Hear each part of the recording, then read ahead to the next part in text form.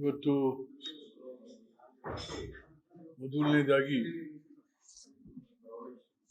ಗುಜರಾತ್ ರಾಜ್ಯದ ಅಹಮದಾಬಾದಿನಲ್ಲಿ air India ಪತನದ ಹತರಾದ ಎಲ್ಲಾ ಕುಟುಂಬಗಳಿಗೂ ಕೂಡ ಕರ್ನಾಟಕ ರಾಜ್ಯದ ಪರವಾಗಿ ಸಾಂತ್ವನ ಹೇಳ್ತಾ, ಹೆಣಗಳ ರಾಶಿಯಿಂದ ಬದುಕಿ ಎದ್ದು ಬಂದ ಆನಂದ್ ವಿಶ್ವಾಸ್ರವರಿಗೆ ಮತ್ತು ತಡವಾಗಿ ವಿಮಾನ ನಿಲ್ದಾಣ ತಲುಪಿ ಬದುಕಿದ ಭೂಮಿ ಚವಾಣ್ ಇವರಿಗೆ ಧೈರ್ಯ ಸ್ಥೈರ್ಯ ಹೇಳ್ತಾ, ಮುಂದಿನ ದಿನಮಾನಗಳಲ್ಲಿ ಧೈರ್ಯವಾಗಿ ತಾವು ಬದುಕಬೇಕು ಅಂತಾನು ಕೂಡ ಅವರಿಗೆ ನಾವು ತಮ್ಮೆಲ್ಲರ ಪರವಾಗಿ ಹೇಳ್ತಾ, ಮತ್ತು ಬಹಳ ಮುಖ್ಯವಾಗಿ ಆ ರಾಜ್ಯದ ಮಾಜಿ ಮುಖ್ಯಮಂತ್ರಿ ರೂಪಾನಿಯು ಈ ಕ್ಲಾಶ್ ಅಲ್ಲಿ ಅವರು ಕೂಡ ಸತ್ತೋಗಿದ್ದಾರೆ. ದೇಶದ ಬಹಳ ವಿಭಿನ್ನ ವ್ಯಕ್ತಿತ್ವದ ಮುಖ್ಯಮಂತ್ರಿಯಾಗಿ ಕೆಲಸ ಮಾಡಿದಂಥ ರೂಪಾನಿ ಅವರು ಕೂಡ ಇದರಲ್ಲಿ ಸತ್ತೋಗಿದ್ದಾರೆ. ಅವರ ಕುಟುಂಬಕ್ಕೂ ಕೂಡ ನಾವು ನಮ್ಮ ರಾಜ್ಯದ ಪರವಾಗಿ ಸಾಂತ್ವನ ಹೇಳೋದಕ್ಕೆ ಇಷ್ಟಪಡ್ತೇವೆ.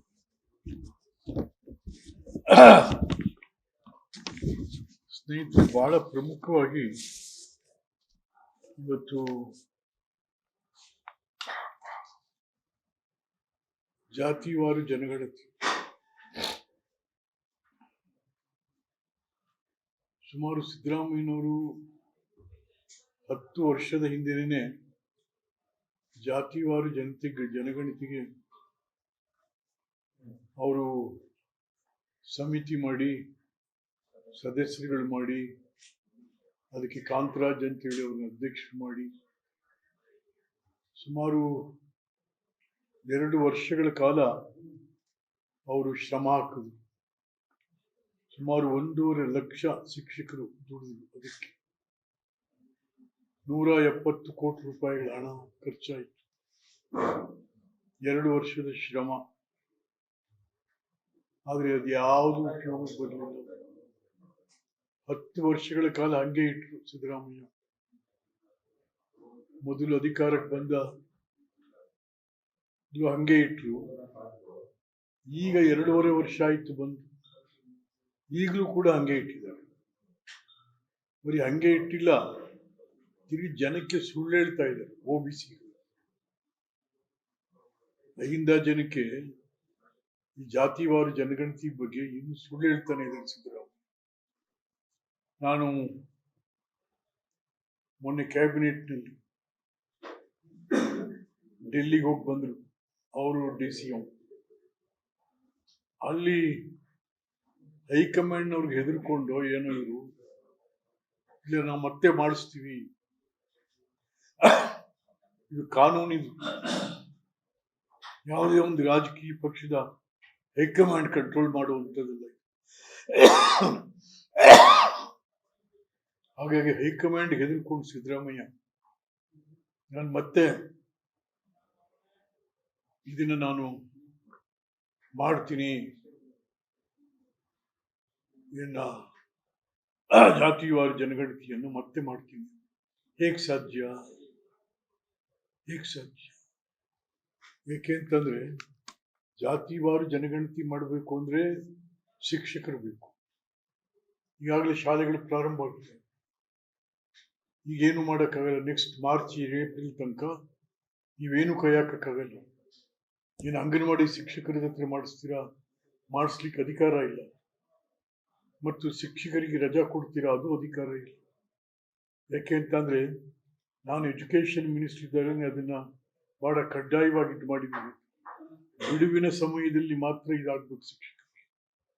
ಶಿಕ್ಷಕರು ಬಿಡುವಿಲ್ಲದೆ ಇರುವಾಗ ಇದೆಲ್ಲ ಮಾಡಲಿಕ್ಕೆ ಬರೋದಿಲ್ಲ. ಹಾಗಾಗಿ 2023ರಲ್ಲಿ 2ನೇ ಸಾರಿ ಬಂದ್ರಲ್ಲ, ನೀವು ಏನ್ ಮಾಡ್ತಾ ಇದ್ರಿ?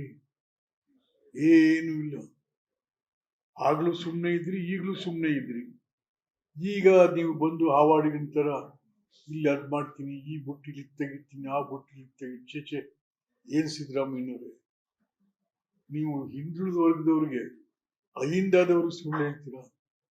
ಅಹಿಂದಾದವರು ಓಟಿಂದ, ಅಹಿಂದಾದವರು ಸಪೋರ್ಟ್ ಇಂದ ನೀವು ಮುಖ್ಯಮಂತ್ರಿಯಾಗಿ ಅಹಿಂದಾದವ್ರನ್ನ ಎಲ್ಲ ಸಕಲ ಇದನ್ನು ಕೂಡ ನೀವು ತಗೊಂಡು ಈಗ ಹಿಂದ ವರ್ಗಕ್ಕೆ ನೀವು ಸುಳ್ಳು ಹೇಳ್ಕೊಂಡು ತಿರ್ತಾ ಇಲ್ಲ.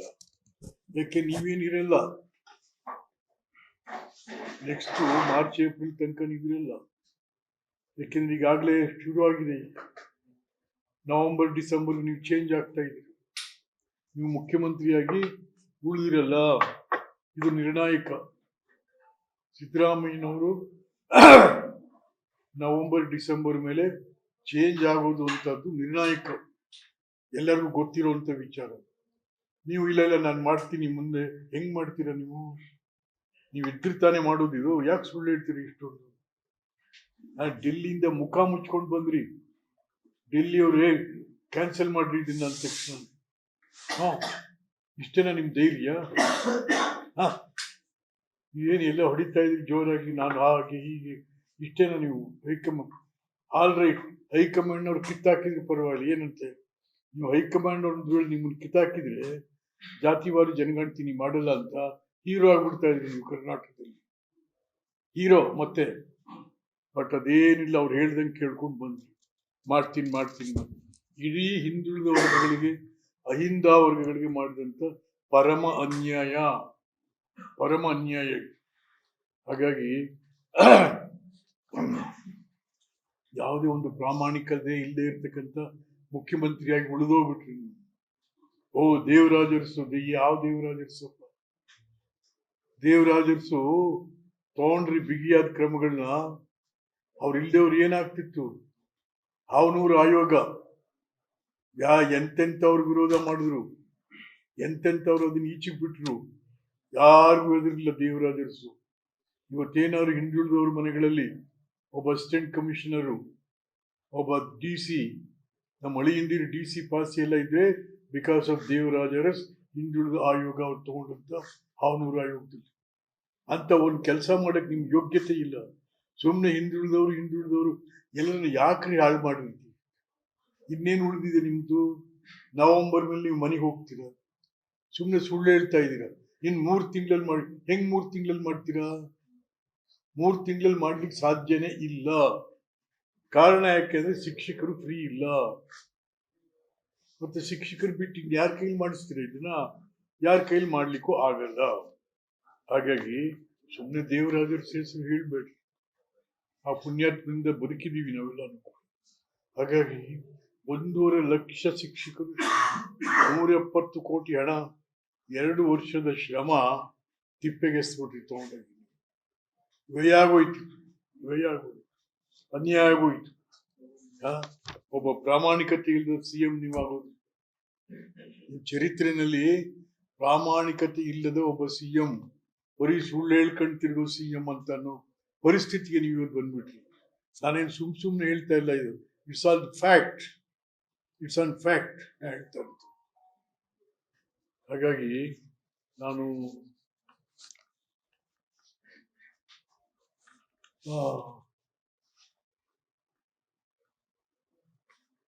ಈ ಹಿಂದುಳಿದ ವರ್ಗದ ಆಯೋಗಗಳ ಬಗ್ಗೆ ಸರ್ಕಾರ ಒಂದು ಸರಿಯಾದ ರೀತಿಯಲ್ಲಿ ತೀರ್ಮಾನನ ಈಗ ತಗೋಬೇಕಾಗಿದೆ. ಅದನ್ನಾರು ಸಿದ್ದರಾಮಯ್ಯ ತಗೊಂಡು ನೀವು ಮುಂದೆ ಏನ್ ಮಾಡಬೇಕು ಅಂತನಾದ್ರು ಕೂಡ ಹೇಳಿ ಹೋದ್ರೆ ಬಹಳ ಸಂತೋಷ. ಇಲ್ಲ ಅಂತ ಅಂದ್ರೆ ನೀವು ಇಡೀ ರಾಜ್ಯದಲ್ಲಿ ಒಬ್ಬ ಸುಳ್ಳು ಹೇಳೋ ಮುಖ್ಯಮಂತ್ರಿ, ಸುಳ್ಳು ಹೇಳಿ ತನ್ನ ಸ್ವಂತ ಜನ ಹಿಂದುಳಿದ ವರ್ಗದವ್ರನ್ನೇ ನಂಬಿಸಿ ಮೋಸ ಮಾಡಿದಂತ ಅಂತ ಚರಿತ್ರೆಯಲ್ಲಿ ಉಳಿದೋಗ್ಬಿಡ್ತೀರ ನೀವು. ಚರಿತ್ರೆಯಲ್ಲಿ ಉಳಿದೋಗ್ಬಿಡ್ತೀರ. ಆಯ್ತಾ ಸರ್? ಇನ್ನು ಎರಡನೇದಾಗಿ, ನಿನ್ನೆ ಪತ್ರಿಕೆಯಲ್ಲಿ ಬಂದಿದ್ದ ದಸರಾ ಲೆಕ್ಕ ಕೊಟ್ಟವ್ರೆ. 10 ತಿಂಗಳಾಯ್ತಾ ದಸರಾಗಿ? 8 ತಿಂಗಳ ಮೇಲೆ ಲೆಕ್ಕ ಕೊಟ್ಟವ್ರೆ. ಯಾರು ಕೊಟ್ಟಿರೋದ? ಯಾರು? DC.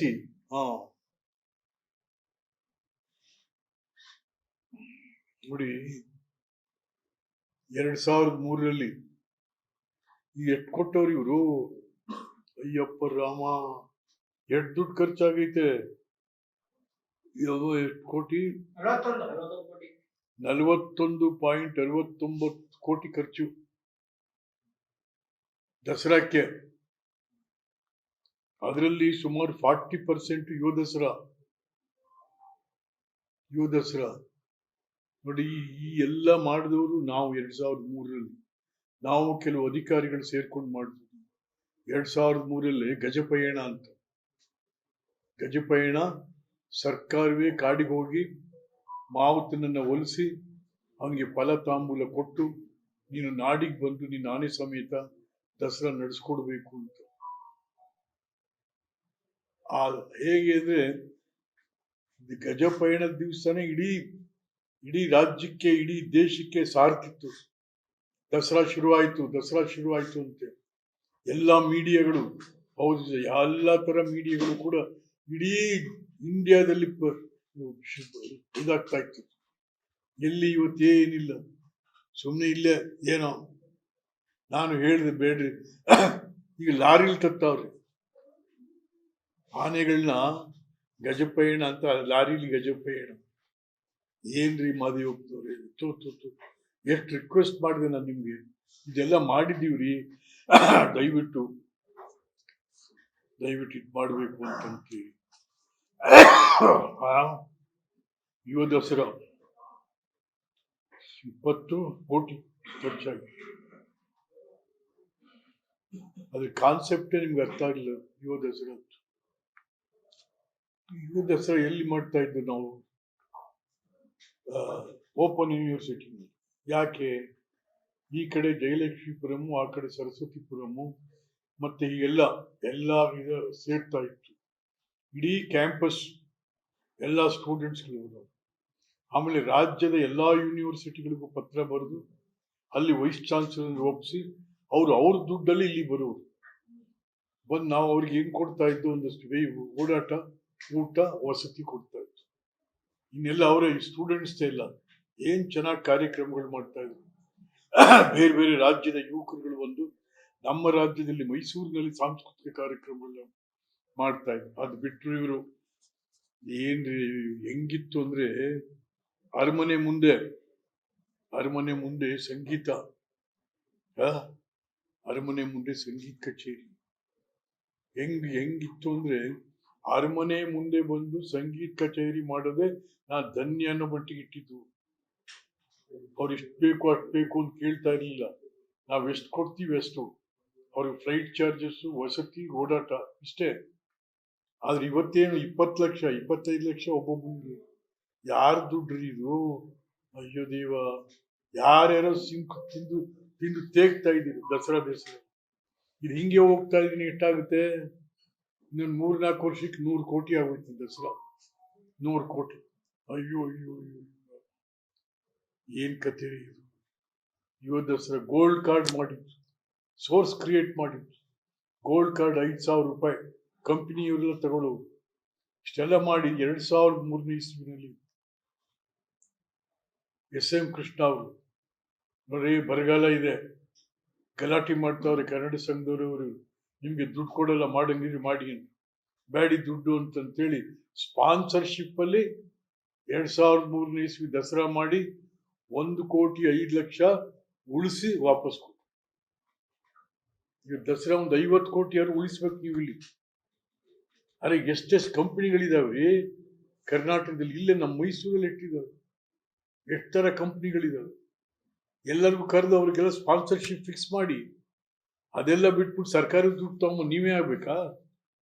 ಜಿಲ್ಲಾ ಮಂತ್ರಿ ನೀವೇ ಆಗ್ಬೇಕಾ ಇದಕ್ಕೆ? ನೋ. ಹಾಗಾಗಿ ಹೊಸತನದಲ್ಲಿ ದಸರಾ ಮಾಡಬೇಕು. ನಾನು ಸರ್ಕಾರನ ರಿಕ್ವೆಸ್ಟ್ ಮಾಡ್ತಾ ಇದ್ದೀನಿ, ಈಗಲೇ ಒಬ್ಬ IAS ಆಫೀಸರ್ನ ಅಲ್ಲಿಗೆ ಫಿಕ್ಸ್ ಮಾಡಿ, ಒಬ್ಬ IAS ಅಧಿಕಾರಿನ ನೇಮಿಸಿ ಮುಂದಿನ ಪ್ಲಾನ್ ಆಫ್ ಆಕ್ಷನ್ ರೆಡಿ ಆಗ್ಬೇಕು. ಈಗಲೇ ಮುಂದಿನ ವರ್ಷ ದಸರಾದ್ದು ಪ್ಲಾನ್ ಆಫ್ ಆಕ್ಷನ್ ಈ ವರ್ಷ ರೆಡಿ ಆಗ್ಬೇಕು.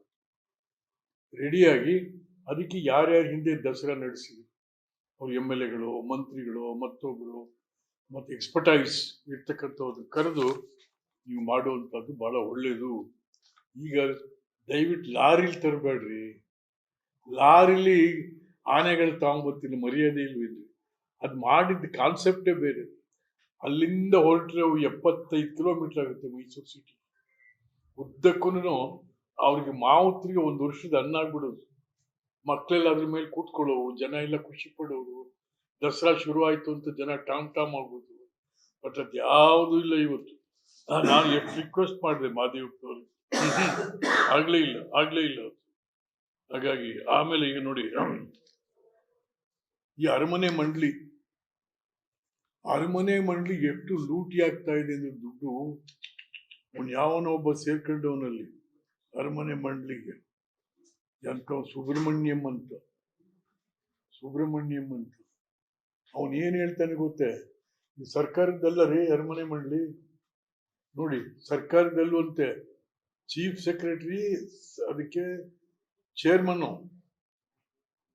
DC, ಕನ್ವೀನರು, ಇಷ್ಟೆಲ್ಲ ಇದ್ದು ಅದು ಸರ್ಕಾರಕ್ಕೆ ಸಂಬಂಧವಿಲ್ಲ ಅಂತ ಹೇಳ್ತಾವನು. ಅವನು ಎಷ್ಟು ಲೂಟಿ ಹೊಡಿತಾವನಿ ಅಂತಂದ್ರೆ ಯಾರು ಹೇಳಂಗಿಲ್ಲ ಕೇಳಂಗಿಲ್ಲ. ಅವನು ಸುಬ್ರಹ್ಮಣ್ಯಂ ನಮ್ಮ ಮಾದೇವಪ್ಪ ಪಾಠ ಕುಣಿತಾರೆ. ನಾನೊಂದ್ಸರಿ ಹೇಳಿದೆ, ನೋಡ್ರಿ ಅವ್ನು ತೆಗ್ದಾಕ್ರಿ ಆ ಸುಬ್ರಹ್ಮಣ್ಯಂನ. ಅಯ್ಯೋ ಬಹಳ ಕಷ್ಟ ಸರ್ ತೆಗಿಯೋದಂದ್ರೆ, ಅವ್ನು ಎಲ್ಲರಿಗೂ ದುಡ್ಡು ಕೊಟ್ಟು ರಿಪೇರಿ ಮಾಡ್ಕೊಂಡು ಇಟ್ಕೊಂಡವನು. ಏನ್ರಿ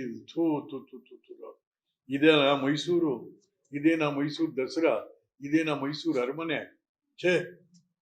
ಹಾಗಾಗಿ ಸುಮ್ಮನೆ ಇದು ಹೊತ್ತು ಒಂದು ಹೊಸತನದಲ್ಲಿ ಮಾಡ್ರಪ್ಪ, ಹೊಸತನದಲ್ಲಿ ಮಾಡಿ ಸ್ಪಾನ್ಸರ್ಶಿಪ್ ಕೊಡಿ, ಸರಿಯಾದ ರೀತಿಯಲ್ಲಿ ಲೆಕ್ಕ ಕೊಡಿ.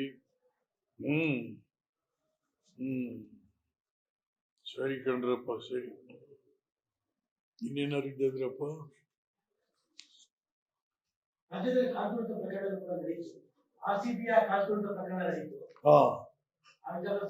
ಸರಿದು ನೋಡಿ, RCB ಏನಾಗಿದೆ ಅಂತಂದ್ರೆ, ಇದು ನಮ್ದಲ್ಲ, ನಮ್ಮ ರಾಜ್ಯದ ಒಬ್ಬ ಇಲ್ಲ ಆಟಗಾರ.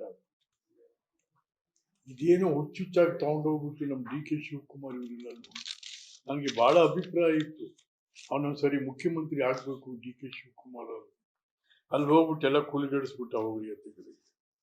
ಛೇ RCBನೂ ಇಲ್ಲ, 3 CBನೂ ಇಲ್ಲ, ಹಂಗಾಗಿ ಕೂತದೆ. ಏನ್ರಿ ಇದು ಕತೆ? RCB ನಮ್ಮ ಕರ್ನಾಟಕಕ್ಕೂ RCBಗೂ ನಿಜ ನಾವು ಲೈಕ್ ಮಾಡ್ತೀವಿ, ಆಟಗಾರರನ್ನ ಲೈಕ್ ಮಾಡ್ತೀವಿ. ಅವ್ರು ಯಾರು ನಮ್ಮ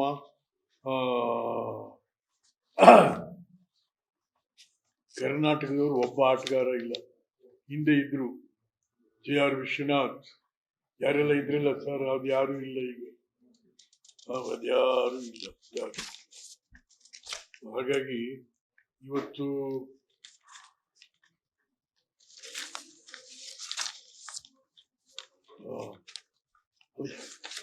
ಎಷ್ಟು ಬೇಜವಾಬ್ದಾರಿಯಿಂದ ಎಲ್ಲರೂ ಸ್ವತಃ ಮುಖ್ಯಮಂತ್ರಿನೇ ಎಷ್ಟು ಬೇಜವಾಬ್ದಾರಿಯಿಂದ ಮಾತಾಡ್ತಾರೆ.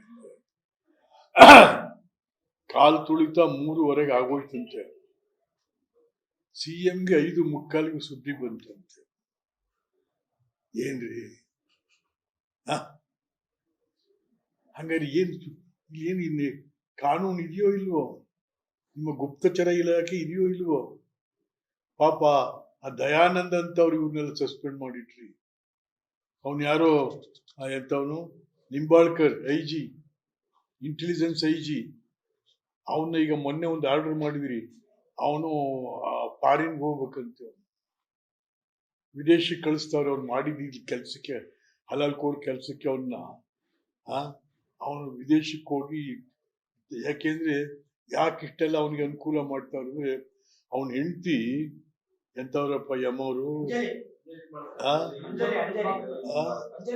ಅಂಜಲಿ ನಿಂಬಾಳ್ಕರ್ ಅಯ್ಯಮ್ಮ ಕಾಂಗ್ರೆಸ್ಸಿನ XMLA. ಅವಳು ಮನಸ್ಸು ಹೋಲಿಸೋದಕ್ಕೋಸ್ಕರ ಸಿದ್ದರಾಮಯ್ಯ ಸಾಹೇಬರು ಓಹೋ ಆಮೇಲೆ ಏನ್ರಿ ಸುಮ್ಮನೆ ಬಹಳ ಉಡಾಫೆ ಉತ್ತರಗಳು ಸಿದ್ದರಾಮಯ್ಯ. RCB ಲಂಕ ಬಹಳ ಬೇಜವಾಬ್ದಾರಿಯುತವಾಗಿ ಸಿದ್ದರಾಮಯ್ಯನ ಬಹಳ ಪರಮಾವಧಿ ಅಂತಾರ. ಚಿನ್ನಸ್ವಾಮಿ ಸ್ಟೇಡಿಯಂಗೂ ನನಗೂ ಸಂಬಂಧ ಇಲ್ಲ ಅಂತಾರೆ. ಆಮೇಲೆ ಗವರ್ನರ್ ನಾನೇ ಕರೆದಿದ್ದು ಅಂತಾರೆ. ಒಂದು ಅರ್ಧ ಗಂಟೆ ಒಂದೊಂದ್ಸರಿ ಮಾತಾಡ್ತೇನೆ.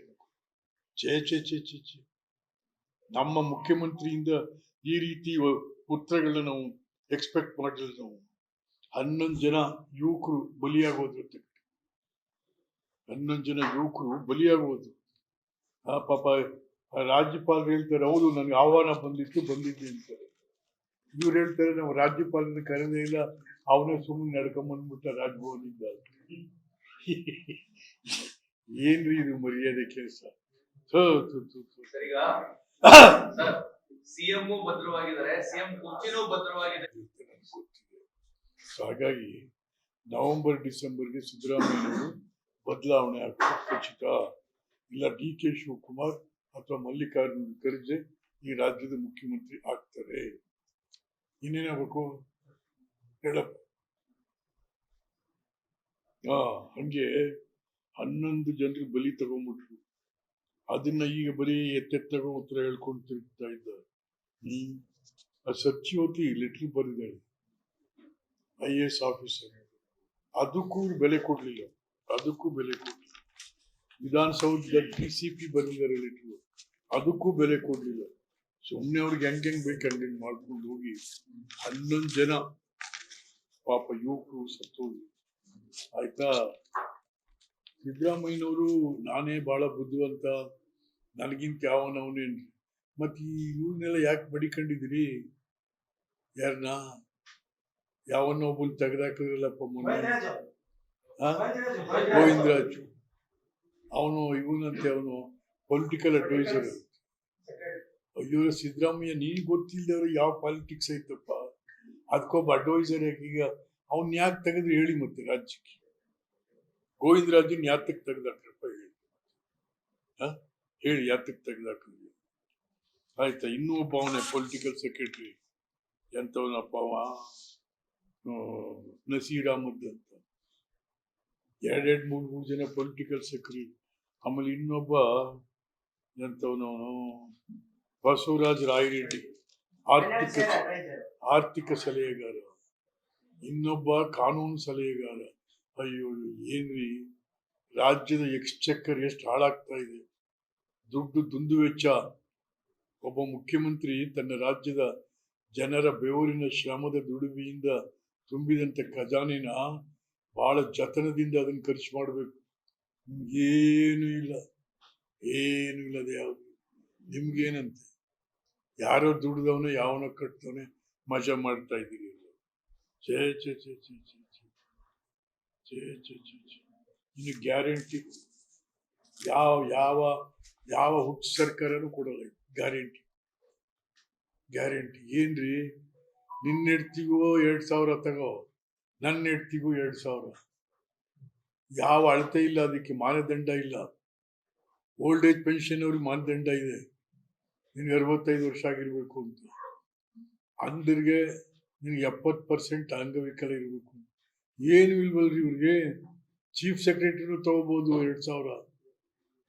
90,000 ಕೋಟಿಗೆ ಆಗಲೇ ಖರ್ಚಾಗಿದೆ. ಇದಕ್ಕೆ 90,000 ಕೋಟಿಗೆ ಸುಮಾರು ಪ್ರಾಜೆಕ್ಟ್ಗಳು ಕ್ಲಿಯರ್ ಮಾಡ್ಬಿಡ್ಬೋದಾಯ್ತು, ಇರಿಗೇಷನ್ ಪ್ರಾಜೆಕ್ಟ್ಗಳನ್ನ. ನಾಚಿಕೆ ಆಗಲ್ಲ ನಿಮ್ಗೆ? ಇರಿಗೇಷನ್ ಪ್ರಾಜೆಕ್ಟ್ ಕೇಳಿದ್ರೆ ನಾವು ಸೆಂಟ್ರಲ್ ಗೌರ್ಮೆಂಟ್ ಹೋಯ್ತಾ ಇದೀವಿ ಸಾಲಕ್ಕೆ ಅಂತ. ಇಲ್ಲಿ ಯಾವ್ದು ಹುಚ್ಚುಚ್ಚ ಖರ್ಚು ಮಾಡ್ತಾ ಇದೀವಿ. ಏನೋ ಹೋಗಿ ಹೇಳಬೇಕು. ಇನ್ನೇನಪ್ಪ? ಅಭಿವೃದ್ಧಿ ಎಲ್ಲವೂ ಆಗ್ತಾ ಇದೆ, ಹೊಟ್ಟೆ ಕಿಚ್ಚಿಂದ ಈ ರೀತಿ ಹೇಳ್ತಾರೆ. ಇದು ಹೊಟ್ಟೆ ಕಿಚ್ಚ? ಏನ್ ಅಭಿವೃದ್ಧಿ ಆಗ್ತಾ ಇದೆ ಹೇಳ್ರಿ? ಕರ್ನಾಟಕದಲ್ಲಿ ಏನ್ ಅಭಿವೃದ್ಧಿ ಆಗ್ತಾ ಇದೆ ಹೇಳ್ರಿ? ನೋಡ್ರಿ, ನಾವುಗಳೆಲ್ಲ ಅಧಿಕಾರದಲ್ಲಿದ್ದ ಮಕ್ಕಳು ಊಟ ಕೊಟ್ಟು ಇವತ್ತು 84 ಲಕ್ಷ ಮಕ್ಕಳು ಊಟ ಮಾಡ್ತಾರೆ. ಯಶಸ್ವಿನಿ ತಗೊಂಬಂದು ಫಸ್ಟ್ CM ಆಗಿದ್ದ ಕಿತ್ತಾಕಿದ್ರಿ ನೀವು. ತಿರ್ಗಾ 2ನೇ ಸಾರಿಗೆ ನಾನು ಬೊಮ್ಮಾಯಿ ಬಂದರು, ಅವ್ರಿಗೆ ರಿಕ್ವೆಸ್ಟ್ ಮಾಡ್ಕೊಂಡು ತಿರ್ಗಾ ರೆಸ್ಟೋರ್ ಮಾಡಿಸ್ತು. ಹೋಗಿ ನಿಮ್ದು ಯಾವ್ದಾದ್ರು ಇಂಥ ಕಾರ್ಯಕ್ರಮ ನನ್ನ ಸರ್ಕಾರದ್ದು ಬಲವಾದ ಕಾರ್ಯಕ್ರಮ, ಶಾಶ್ವತವಾದ ಕಾರ್ಯಕ್ರಮ ಹೇಳಪ್ಪ ಸಿದ್ದರಾಮಯ್ಯ. ಏನೂ ಇಲ್ಲ. ಅಖಿಲಾಂಡ ಕೋಟಿ ಬ್ರಹ್ಮಾಂಡ ಪಾಲ ಅಳಗಿರಿವಾಸ ಶ್ರೀನಿವಾಸ ಹೋಗಿ ಮತ್ ಬಲೆ ಹೋಗಿ. ಏನ್ರಿ ಇದು?